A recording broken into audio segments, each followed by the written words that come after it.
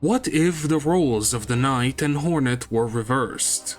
Hollow Knight has a story we all know at this point. The Knight somehow escapes the Abyss and makes their way into Hallownest through the Howling Cliffs.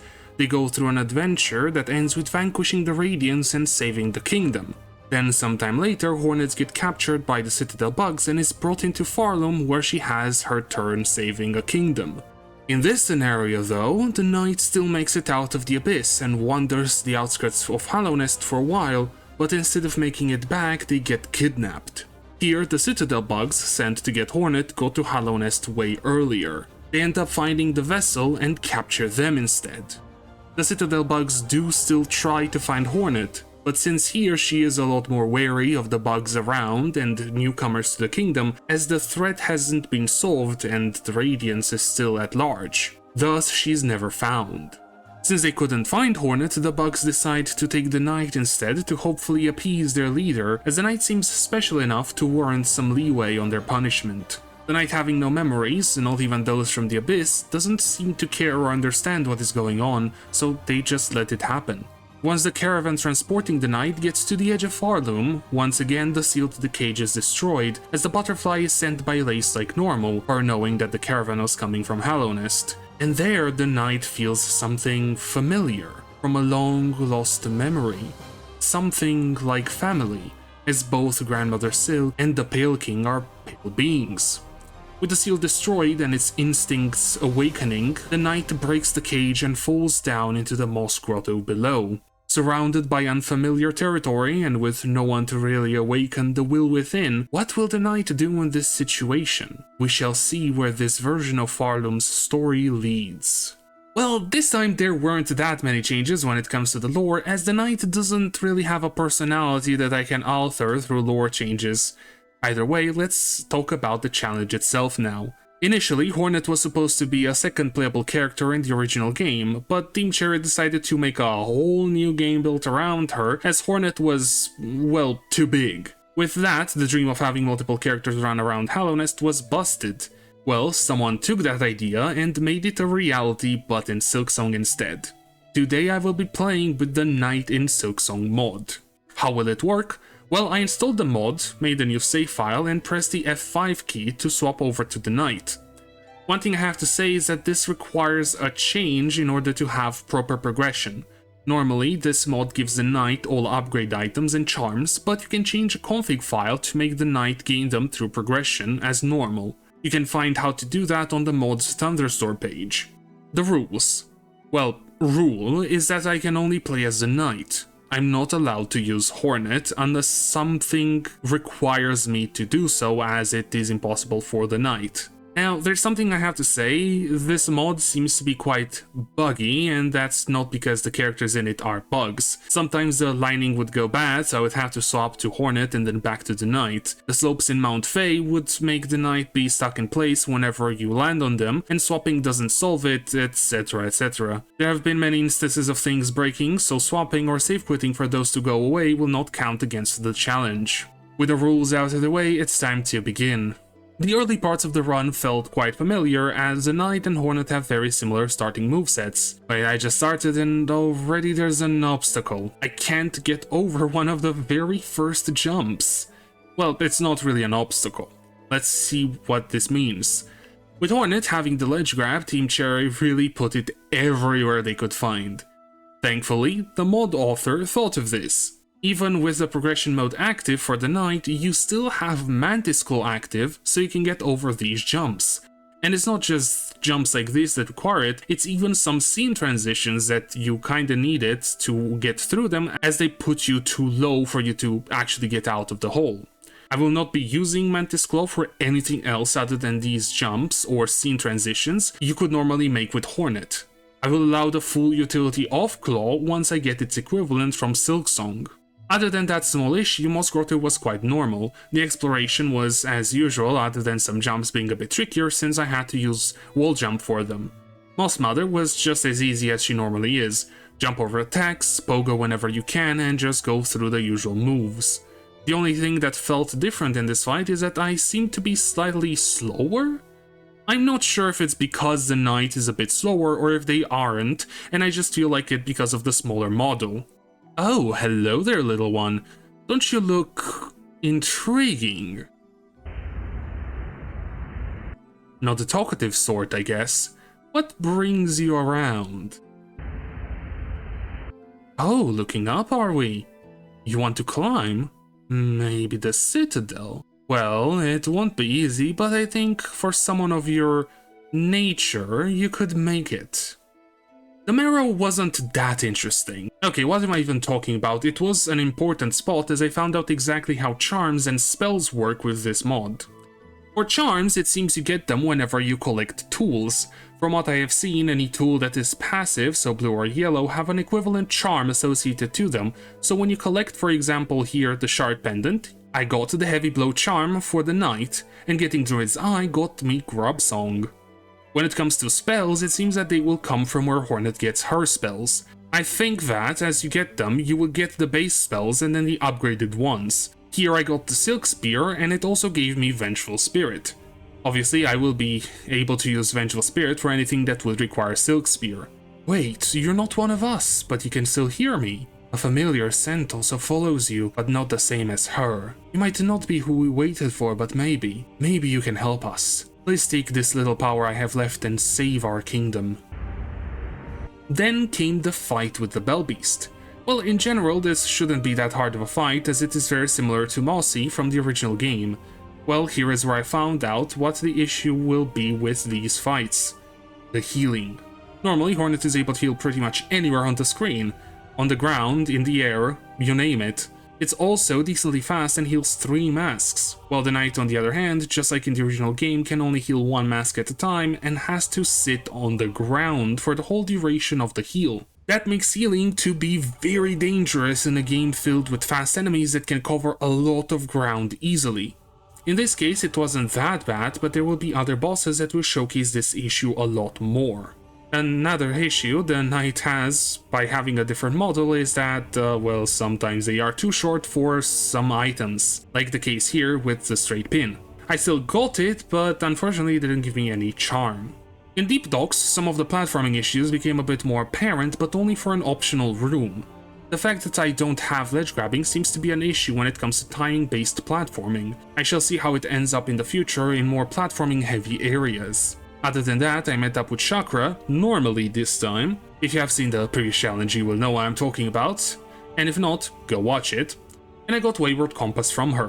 One Ant Arena later, and I was at Swift Step, which will make platforming a lot easier. Ah, I sense a sister has blessed you, unknown bug. If the others approve of you, who am I to deny you of these powers? Take them, be swift, and save this kingdom from ruin. Swift Step will give me the ability to dash. I think it's quite obvious. Well, it would have been even nicer if it gave you Sprint Master too, but I guess that is given in a different area and I think I know which one. On my way to Lace, I wanted to quickly visit Forge Daughter as she had a passive tool in her shop. The arena was not hard as I am able to fight normally here. The Magma Bell gave me Stalwart Shell, which honestly is pretty good as it gives you more invincibility frames. After that detour, it was time to fight Lace, who was quite confused when instead of a little spider, she saw a little ghost. Ah, little spider, you finally made it here. It seems to have taken you a while. What held you... up? Wait, who are you? Wait, I know I sent the butterfly where it had to be. You were in that cage? Those damn useless fools didn't capture who they were sent to get. No matter, I shall dispose of you and send another search party. To be fair, the Lace fight went as usual. There wasn't any real difference between fighting as Hornet or as the Knight. Well, other than healing, but with the two characters' movesets being still nearly identical, there weren't any issues during the fight. Poor Lace. Getting defeated by Hornet is one thing, but getting defeated by what she knows to be a random bug, I think it's even more humiliating. In Farfields, the first thing I did was actually get 2 more charms. From Mort I got the weighted belt, giving me steady body, and then from that one pipe near the bottom of the area I got Warding Bell, giving me Baldur's Shell. It is quite nice how rather than the charms being randomly assigned, they are actually placed and given by tools that do very similar things to said charm. The next big step is meeting with the seamstress and getting Drifter's cloak. The spines were easy to get as well. There isn't anything specific to this area that stops me from getting them. That would also be an issue in like 30 seconds. Well, with the spines obtained, I went back to the seamstress and got the new upgrade.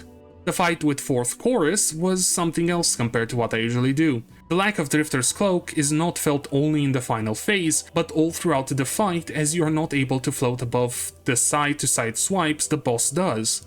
You either have to time it closer to the start of the attack and jump over, or you have to jump and dash over the hand, but the dash method can actually land you in worse situations as you might fall in the lava. Another problem was when I was left with one single platform and the others were too far.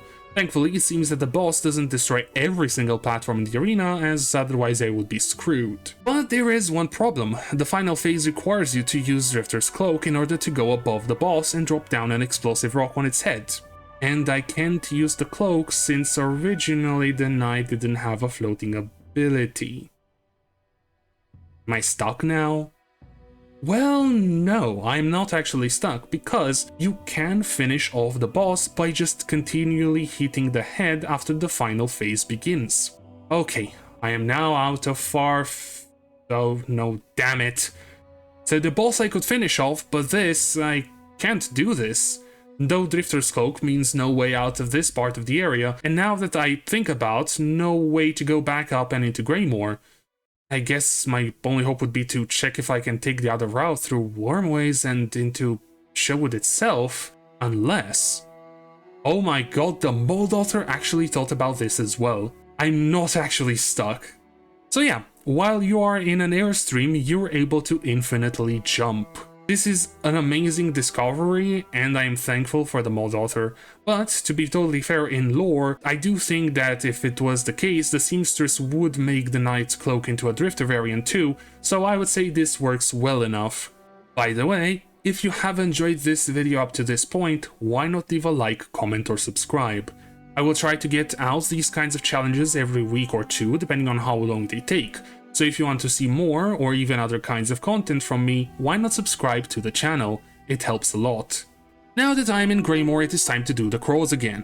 Initially, I wanted to go through the Phantom route in this challenge, but I did find out something interesting on the last Judge route that I wanted to check, so I will be going that way again. The Crow Arena was quite chill, and I was able to just go through it and unlock the balloons. Other than the bell, I also came here to collect another spell. At the top of this area, you normally find the Thread Storm, but as I am playing as the knight, my reward was Howling Wraiths. Quite a useful spell, even though I didn't end up using it as much as I would have wanted, it was still really good whenever it came up. A visitor from afar. Though different, I can see that you are like us, but an emptiness that can't be filled. Maybe since you are kin to us, you might hear our plight. Go. Take this power and save our kingdom. After activating the bell, it was time to make my way to Bellheart, but not before getting the first instance of invincibility. I'm not totally sure what triggers this, but some cutscenes or scene transitions seem to make the knight invincible. In these situations, I will just reload the game and go from the last bench. Other than bug-related shenanigans, I also got another really important thing, and that is a new crest. Why is it important? Because it gives me more charm notches. Initially, I thought that the more memory lockets I would use, the more charm notches I would unlock. Well, after getting the Reaper quest to check what it gives me, I now know where to get notches. Ah, look, Zaza! What do we have here? A bug of mighty stature, might I say. What brings you here in this dreary place? The silent but deadly type, eh? I could tell from a glance that you are a mighty warrior. If you ever need help, I shall be there for you. Now, the mooring fight was not that bad. The worst part here was really the healing windows. Moorwing has the dash and all projectile attacks that hit pretty much anything that's found on the floor at the moment, so I'm not able to heal as easily as I wish I could. Still, the timing is there, but quite tighter. Other than that, the boss went down quite quickly, as I could just use all the strategies I normally do here. Hit and dash away whenever necessary, and use Howling Wraiths during phase 2 whenever it was hovering to shoot projectiles to the sides. On to saving Bellheart. And finally getting Clean Grip so I could freely use the wall jump. To be honest, the entirety of Shellwood was a walk in the park. The area didn't pose any threat, as there wasn't anything that would require me to use some Hornet-specific abilities. The one thing I learned here is that the objects that usually pogo, like the flowers, send you way higher than when you play as Hornet. I guess it is to make up for the lack of Drifter's Cloak outside of the airstreams. Sister Splinter was just as easy as the area. Howling Wraiths made quick work of her, and Vengeful Spirit was really useful in clearing the thorny vines that came down. It really feels like the Knight's spells are a lot more powerful in comparison to Hornet. Maybe it is because it's a lot easier to gather soul for them, thus being able to use more in quick succession compared to Hornet's spells. While here, I also did the quest to get a Polyp Pouch, as it is a passive tool and it gave me Fluke Nest. Honestly, I haven't used spells that much while playing Hollow Knight. After this modded playthrough of Silksong, I might just use them more. Like, wow, the damage that this did even without the upgraded Vengeful Spirit was insane. Chosen wonder of our lands, you made it. To think that my sisters trusted that kind of power. I wouldn't do this normally, but you're our only hope. Take my power and save this damned kingdom. Next up was the Widow fight. And here is where the first real difficulty spike happened, as the difference in mechanics made the fight way harder. Having to heal only on the ground and sitting still for way too long would mean I could easily get hit by Widow's dash attack or the bells she summons. Also, the lack of Drifter's Cloak made itself apparent when having to jump over the attack where the area-wide spikes appear. I did end up dying once to the fight, but after coming back and adjusting my movements, alongside using Fluke Nest, I managed to get Widow down quite fast. This deals so much damage. The reward was the Needle-In as usual, but our little knight got something else. The Dream Nail. You'd think that without singing I wouldn't be able to open the Weaver doors. Well, the mod author once again came to my rescue. You can open those doors by dream nailing them. Also, you can use the Dream Nail to make the bugs around sing. Most likely it also gives soul when you hit bugs, but I didn't get around to trying that. With Bellheart saved, I got stuck inside the Relic Seeker room. Yeah, don't donate relics while in the knight form. Pliny, on the other hand, had no problem upgrading my nail. Oh boy, more nail damage means more spell damage. This will be fun. Oh, a new customer. Are you here to sharpen your pin? Wait, that's not a pin. A nail? Haven't seen that many around. Not sure what I can do about it with my current tools, but I shall try. Alright, it is done. Not at peak status, but as close as I can get it with what I have. Next up, I actually did a bit of backtracking to Hunter's March. I wanted to see what the Fractured Mask gives me and to also get the Beast Crest so I can have more charm notches. The area itself was quite fast to get through. The higher jump off of the red fruit made it easier to get in and around, plus Fluke Nest made quick work of the ants within the arena in the middle of the area. What was actually a bit harder was the big ant dude at the entrance. With the way the dash works for the knight, I had less time to get hits in before having to move, and the lack of sprinting after the dash also meant I had a higher chance to get hit as I had to move further away, but I was slower. Well, after dealing with those, I was able to buy the mask and got Lifeblood Heart for the knight. The weird part is that it does not seem to work. I did not gain any lifeblood once I equipped it. Not sure exactly what the problem is, as having this charm would make things a lot easier with the increased health. After that, it was time for Savage Beastfly. The fight itself was generally easy, unless I got hit. Another boss that does sweeping attacks on the floor of the arena, leading to me having little to no time at all to heal up. Yeah, I can really see how the addition of air healing makes the game a bit easier, as you don't have to worry about getting hit as much. Either way, Fluke Nest and my nail made quick work of the boss, even though I had died once. With Beast Crest acquired, I was now able to equip more charms. I love that. Another thing I quickly did before getting into Act 2 was visiting Ava. She upgraded the Hunter's Crest, which actually gave me another charm notch. Hello, are you a fellow pilgrim perchance? Oh, I see your attire doesn't match, but maybe you still want to make it into the Citadel. I can see the bells have been rung, but we still need to sing. Sing with us, little one. Wait, a glowing sword? Weapons don't work here. How did you do that? The door accepted your answer. The fight with the last judge went pretty much like in a normal playthrough. Here, there aren't moves that would require Hornet's moveset specifically. The main problem I actually had was that the cutscene activated the invincibility mode, so I had to reload the game. This is starting to get on my nerves, but what can I say? Just the fact that the knight is fully playable in Pharloom is insane enough. With the fight finished, I was able to make it into Act 2. Now, here is where I will give it to you guys. In the capitalism only run, I started Act 2 by going into the Underworks.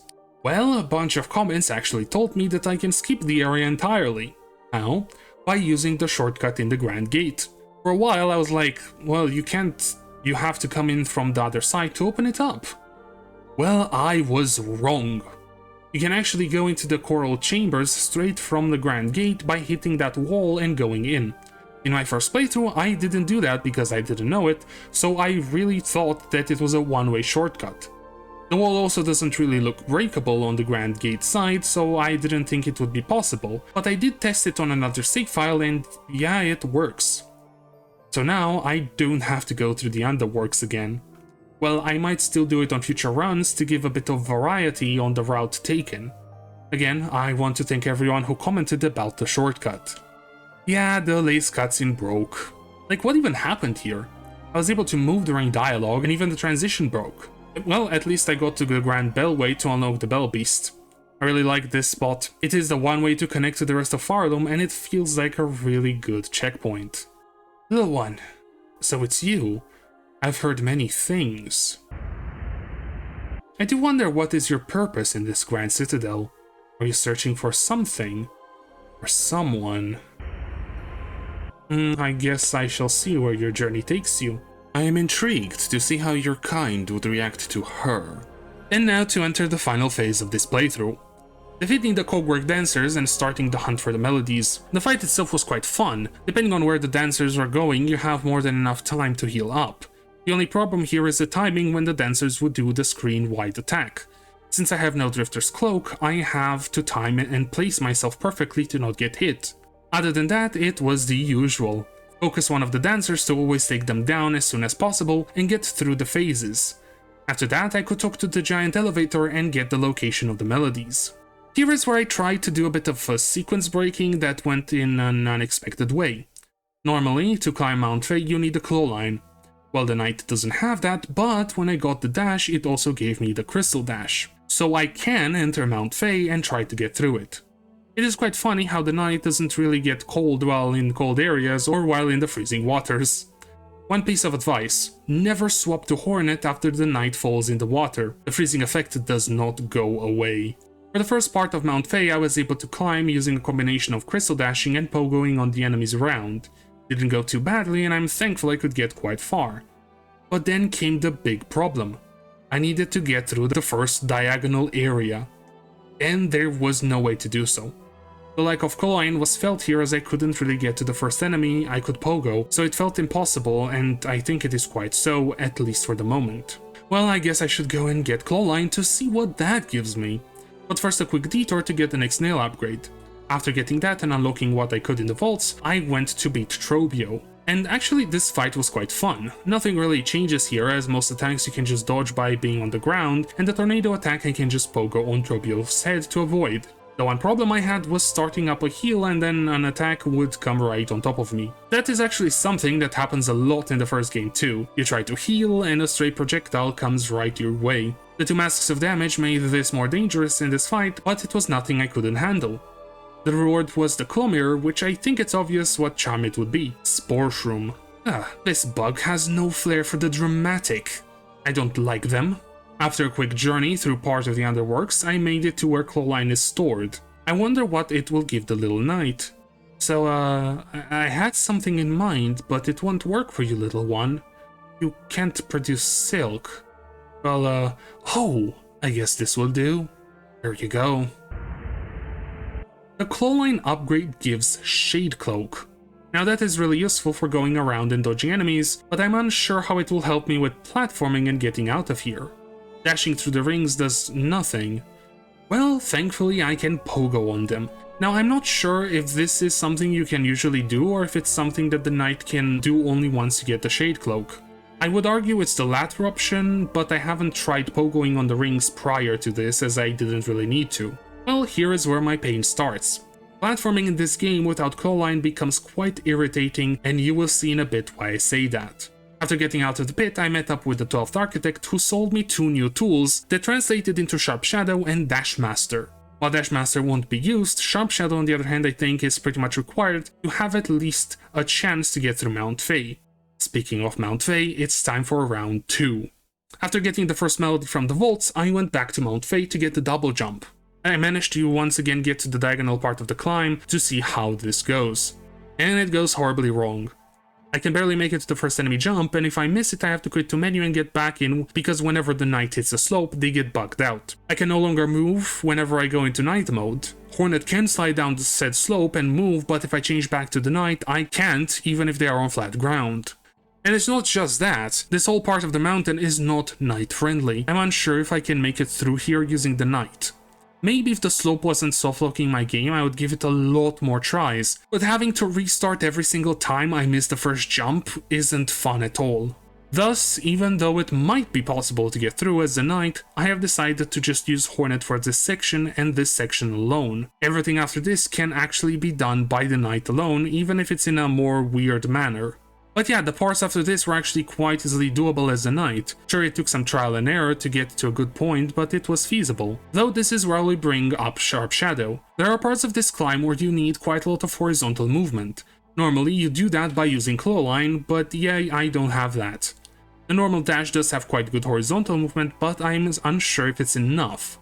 I would generally advise that if you want to also try this challenge, to also get Salted Circuits from the Architect, as I believe that is what gives Sharp Shadow. Why? Because Sharp Shadow actually makes your dash longer, that helps you get more horizontal movement and makes getting from one enemy to the other during platforming much easier. Finally, once I made it to the top, I could get my hands on double jump.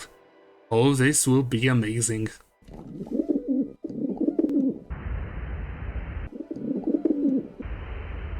Now to get the final melodies.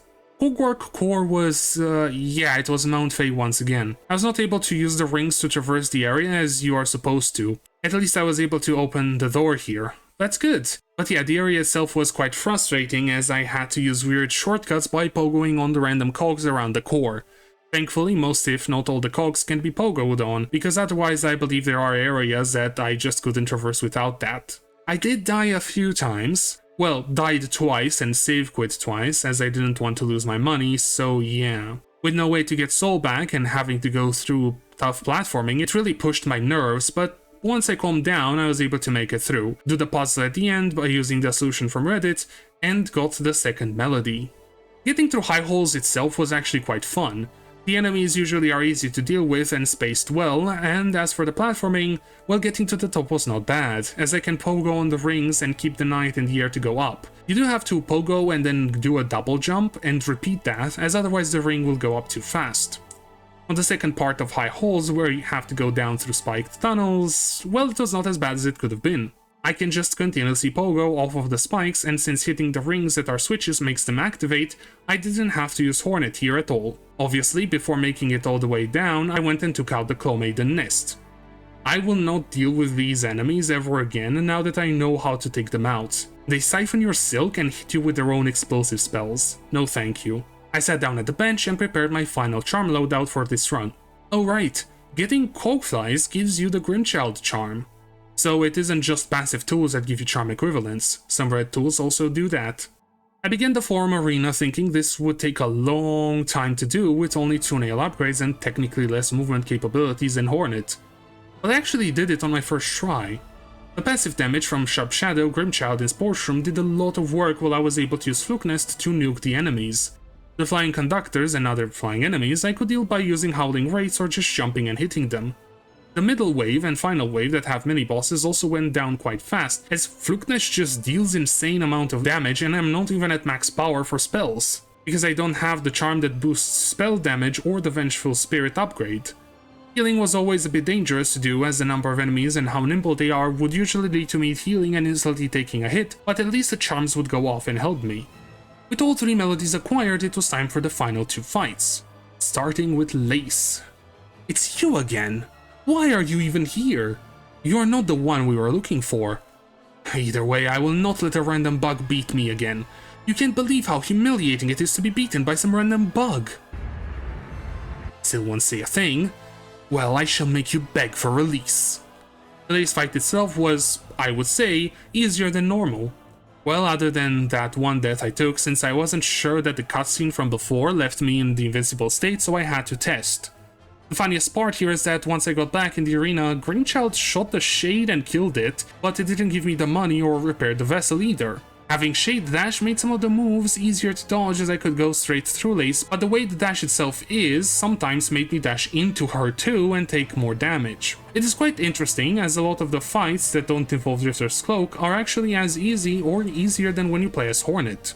Well, Lace has been defeated, and it is time for Terminus, an area that is just a quick platforming section, no real problem. Grandmother Silk. This fight was quite interesting and really fun.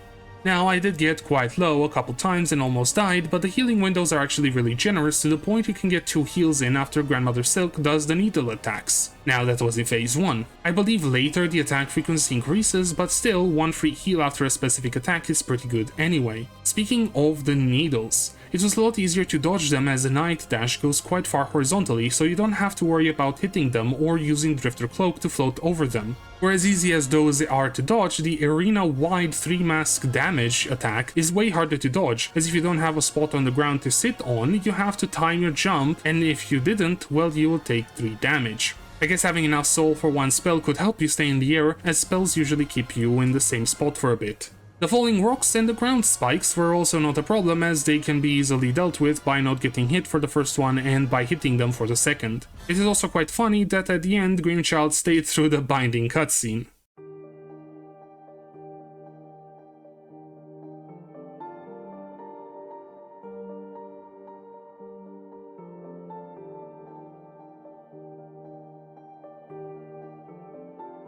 What's with the long face, little one?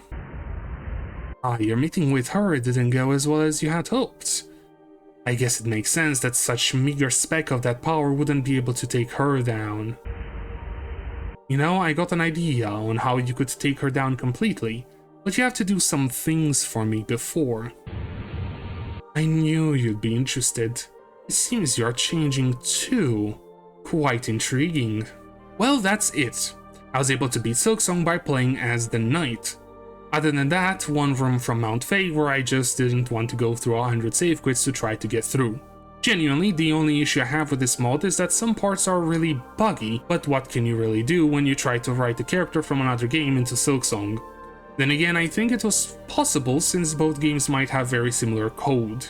I've really enjoyed this playthrough, as while very similar in movement and combat, the addition of new spells and charms actually made this quite different than a normal Silksong playthrough. I also enjoyed the ways in which the mod author actually found solutions to things that wouldn't be possible without Hornet, like being able to infinitely jump in airstreams or triggering ring switches by hitting them. Quite inventive if you ask me. Will I be doing Act 3 for this run? Well, obviously, but not right now. I'm quite curious to see how fights will go, and especially what will the workaround be for the final ability in Hornet's arsenal, the Silksong. What will the Knight do in that case, as there are some bits where you just can't get through without Silksong? Well, if you want to see what happens then, why not subscribe to the channel to not miss out the second part of this challenge, or other Silksong challenges that will be coming in the future. I want to thank you guys for watching, and I hope to see you all in the next one.